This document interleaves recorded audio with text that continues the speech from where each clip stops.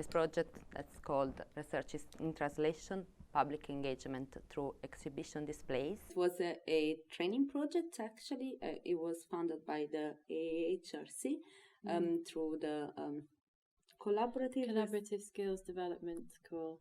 She knows as well, and she knows more than me, perhaps. So practically there was a pot of money that we could apply for, which really kind of aimed to create some sort of training program for early career researchers. The Research in Translation project is a training opportunity for early career researchers in the fields of arts, humanities and social sciences to translate their research into a three-dimensional exhibition display. We were starting with something that was already there, so the research of the participants. And those participants, we purposefully decided to work with researchers that had very little or none experience with the exhibition format. I mean, a couple of them perhaps had worked on an exhibition, but they hadn't really presented their own research as such. This is the first time that I've done this type of engagement work. I've worked with Aboriginal communities about developing, Aboriginal communities in Canada, about developing materials to use in schools and things like that, but this is the first time it's been engagement on this sort of a level. We had people coming from linguistic kind of departments. Medieval history. Then we had two, but we only got down to one for that, didn't we? Yeah. There was somebody from film studies. There was somebody from, is she an historian, Rebecca? Rebecca is, historian stroke archivist type. Yeah, we had several were like cultural heritage, like Emma. Then we had Rosemary, social stroke public history. In terms of the demand for this kind of project, I think there's a huge demand in universities now that we have to prove that what we are doing in research has an impact on a wider public, on wider society, and also from just talking to researchers around and about, even in Leicester, the number of people I meet who say, oh, I have to put on an exhibition, I've been told to put on an exhibition, but to me, they don't really have any training in, they're just being expected to do it by the university. And I think there's a real tension that there's a sense that an exhibition is something quite straightforward to do. You just stick a bit of text on a wall, put a few objects in a case, and that's an exhibition.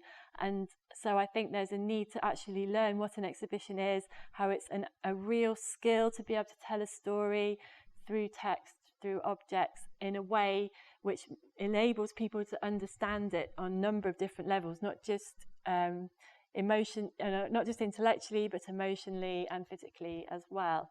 And this idea of public relevance, how you make something that might be very exciting for you because it's your research, what you have been working on for many years, especially in the context of perhaps completing a PhD, so you have spent your life in the last 2 to 3, 4 years, how many years this takes, and then you think it's the most important thing in the world. And maybe for yourself, and it might be very important from the viewpoint of knowledge production, but still, how do you kind of present this to the main public? How do you make it relevant?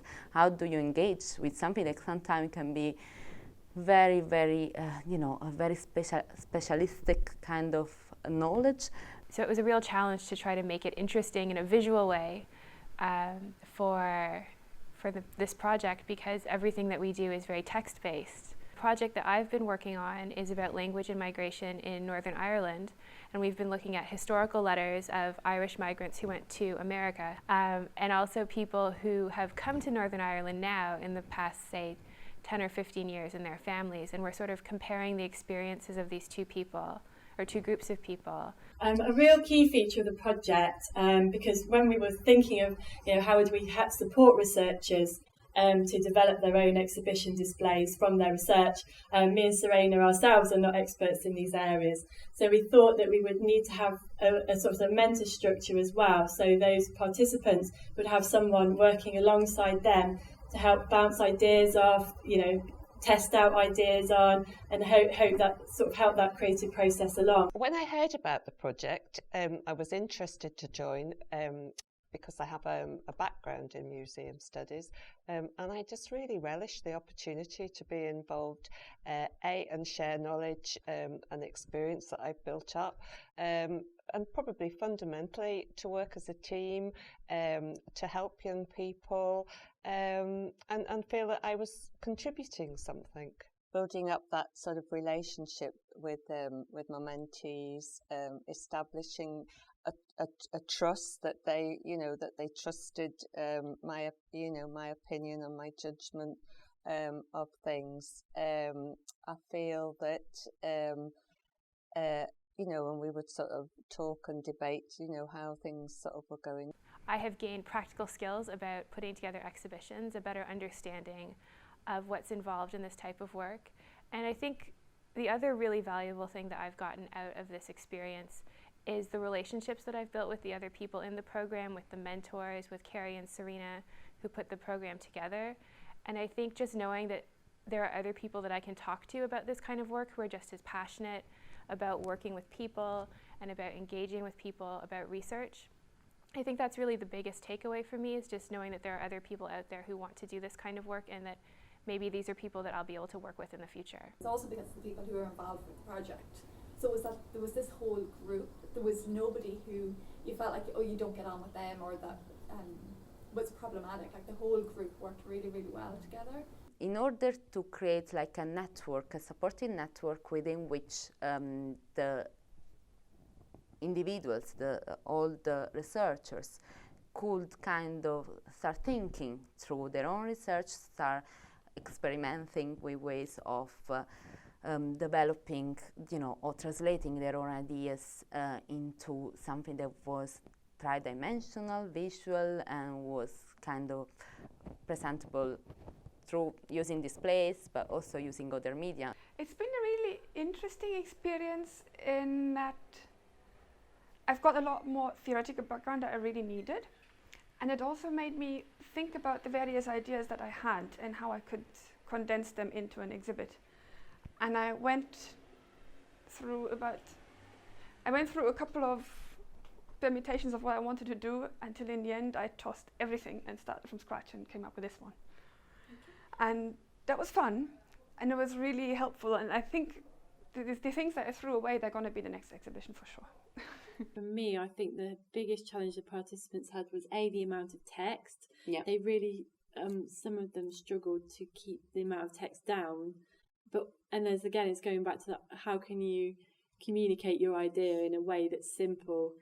That's a real skill, and I think that was a skill that was very variable. My research within linguistics, the things I like looking at most are speech sounds. So the consonants and vowels we produce, but also the melody with which we speak. Their languages are quite different, that use melody to a much bigger extent than English does. So the language I study does that. The cool thing about languages like Akan and like Yoruba is that when you have melody in your language that is so meaningful, then what you can do is play this melody on a drum that you can tune, like you can tune a guitar. And then the drum can start talking for you. So the areas in West Africa where, in order to communicate from one village to another, you have drums, you play those drums, and it sends a message across to the next village. Not like, oh, we know that 2 beats mean that and 3 beats mean that. No, they can actually say quite elaborate messages. So you can take this drum, and if you beat it like this, it sounds very dull. And as you bring your arm down and up, you tighten the strings, and that tightens the skin, and that makes the pitch higher. So if this guy, for example, wants to drum the word for time, now I'm no talking drummer, let me just say that. I'm really rubbish at this, but I can fake it a little bit. So if I want to play time, I need to keep the pitch a bit low, so I need to keep my arm a bit up and just beat it a bit.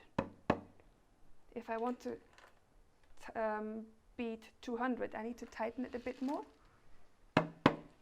and have a higher pitch, so we have something like that. And I want people to try this. I want people to play with this exhibit, and I want them to have a go at the drumming. I want them to move this thing around to understand what's going on. I hope they will. And play with the drums. I think there was a difference between those participants who were making exhibitions for themselves and those participants who were making exhibitions for a wider audience. And in my head it seems obvious which are those. And I think we agree on them. Yeah. And I think me and Serena were always in agreement which ones would work really well on a public level. Suddenly we were thinking, everybody was thinking outside the box. Nobody wanted to use the cases. We have fantastic cases here at the school and nobody wanted to use them. And I was like, oh, what do we do with the cases now? We cannot really move them. So, you could see the different ways in which they responded to these very creative inputs and this very open process. It was about how can I think outside the box and what it means to do this when I possibly have never done so. So there were some that possibly were much more willing to take risks and to really try out different ideas.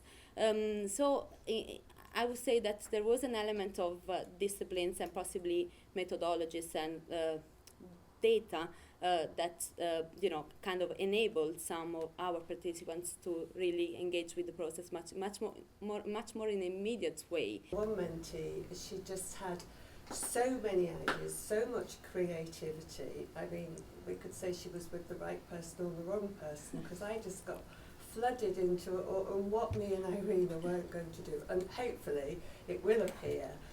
But all these wonderful ideas that were going swimmingly towards conclusion, and then of course in the last week there have been so many technical things, haven't there, with the paper, the wrong paper to the book binder, and her actors fell out and stuff. So I suppose the challenge was, really sort of like trying to enable and push creativity. What I think for me it's important is that, I'm not, deluding myself that we have changed academia, because we haven't. But what we can say that we have planted some seeds that some of our researchers are going to kind of pick up on.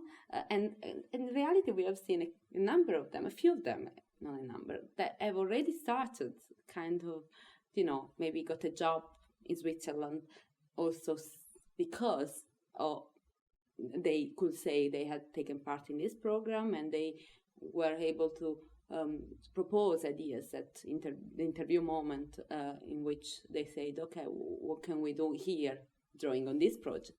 Well, I'm moving to a university in Switzerland in the fall, and one of the things that we've been talking about doing, it's very early days, is working with the canton about doing exhibitions about multilingualism in the country, because Switzerland is so multilingual and multicultural, and it would be a really nice way to get to know the communities, get to know people in the area and see what they think about living in a place that has so much diversity. And I think that we have a lot of exciting ideas that we're starting to build in terms of exhibitions and just collecting stories and just even the research approach. Sort of the idea that it's not just for us as researchers, but it's also something that we want to give back to the community in the end. There's a movement in museums called Cocreation, where it's bringing in the communities that museums traditionally work with to develop exhibitions as well. And I think there's a lot that could be learnt from co-curation, co-creative techniques that we could bring to working with researchers who also often work with people in their own research. So it's thinking about how these sort of different relationships and how we can make them more democratic and get everybody collaborating together on an exhibition or display or whatever medium we come up with.